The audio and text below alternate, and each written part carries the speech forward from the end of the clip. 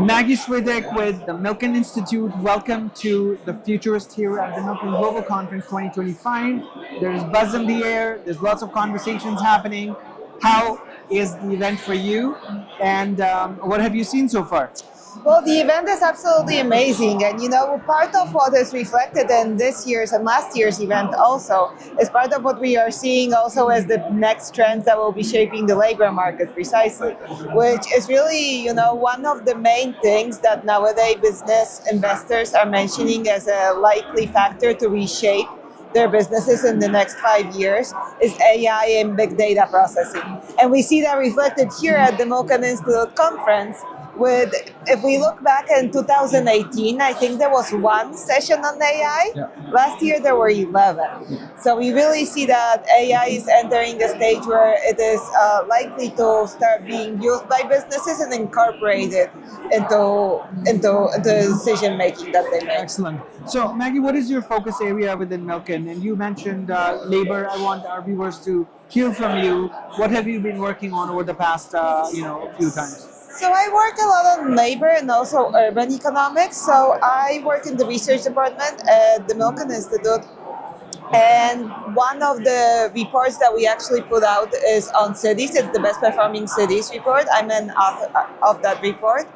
And there we do analysis of precisely labor market conditions and also access to economic opportunities and the impact of the high-tech sector in cities across the United States. So in 403 different cities. And we rank the cities, we assess how they're doing in these different aspects. So that's one big area in which I work. And of course, the other area, as you mentioned, is labor, more generally, the development of the workforce, the trends that are shaping it, and topics of this kind. So, undoubtedly, technology is impacting different industries in many different ways.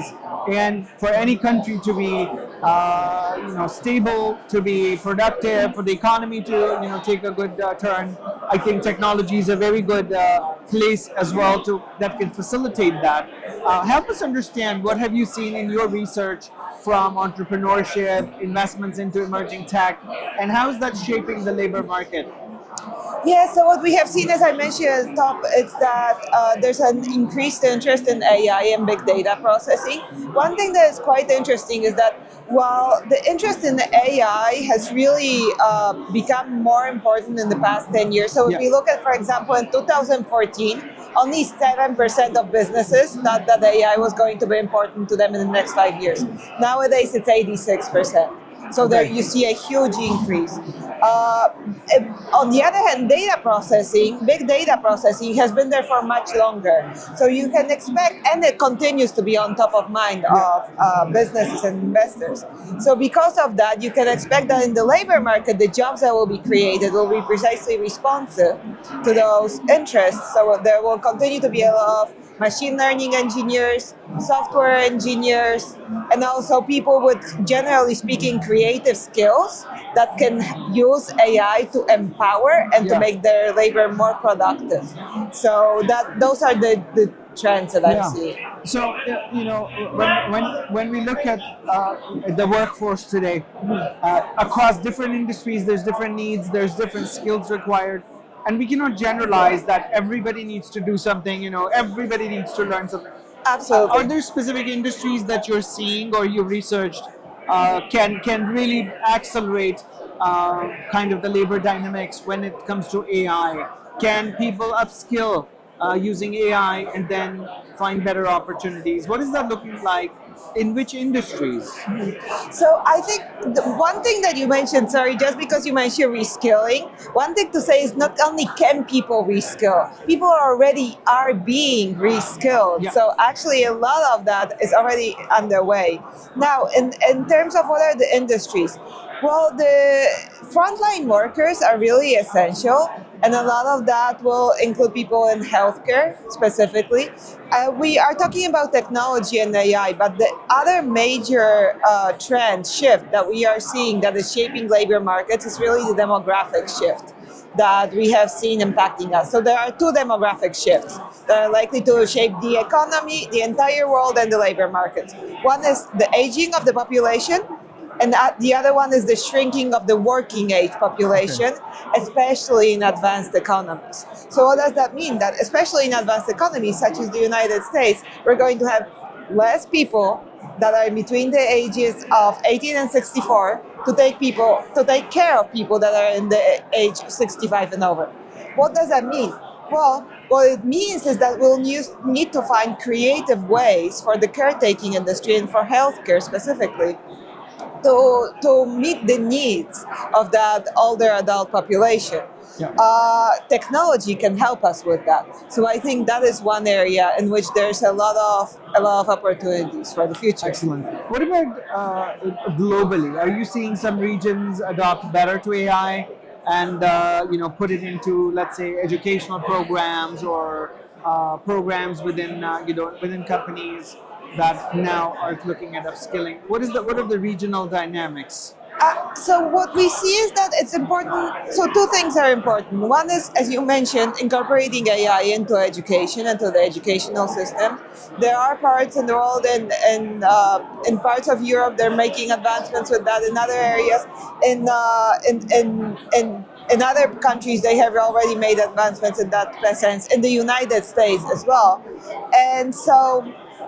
What we're seeing is that it's important to incorporate AI into the schools at the junior level. However, it's also important to teach the current working age population and some of the even older population how to use AI in a way that can empower them and continue their growth in the labor market. Excellent. If you had a wish come true, and it was about the labor market, what would you see happen over the next 5 years that you would be really happy about? I would say a lot of investment in the labor force itself and the population, making sure that the technology AI is being used to solve the needs that we really have.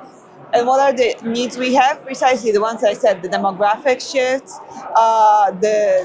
even some of the differences across society, so that we see, for example, inequality. All of these things, AI can be used. A lot of attention has been paid to how AI can be used to replace humans, but AI can really be used to empower humans, and AI can really be also used to empower some of the human capital that in past years hasn't had as much access to capital.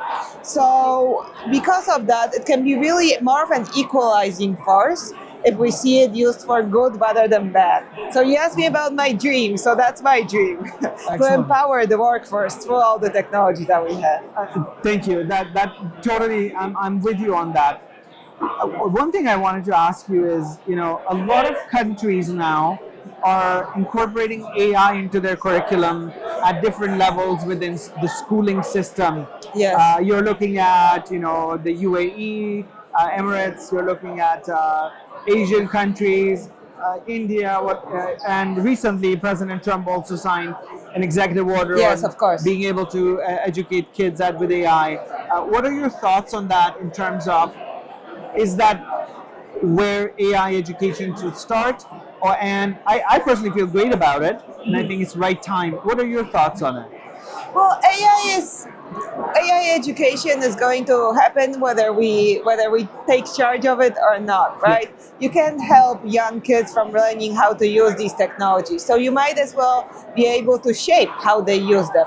And so in that aspect, I also view very positively about all these type of efforts, that we should be trying to, again, shape the way in which the next population is going to be utilizing AI. And as I mentioned, teaching them how to use it for better rather than for worse. Incredible. Well, thank you so much for sharing your insights with us Thank here you. at the conference. We really appreciate it. I wish you all the best in your upcoming research, and we'll definitely look forward to catching up with you the next time. Thank you, Ian. It's a pleasure talking with you. Excellent. Thank you so much. Thank you. Appreciate it.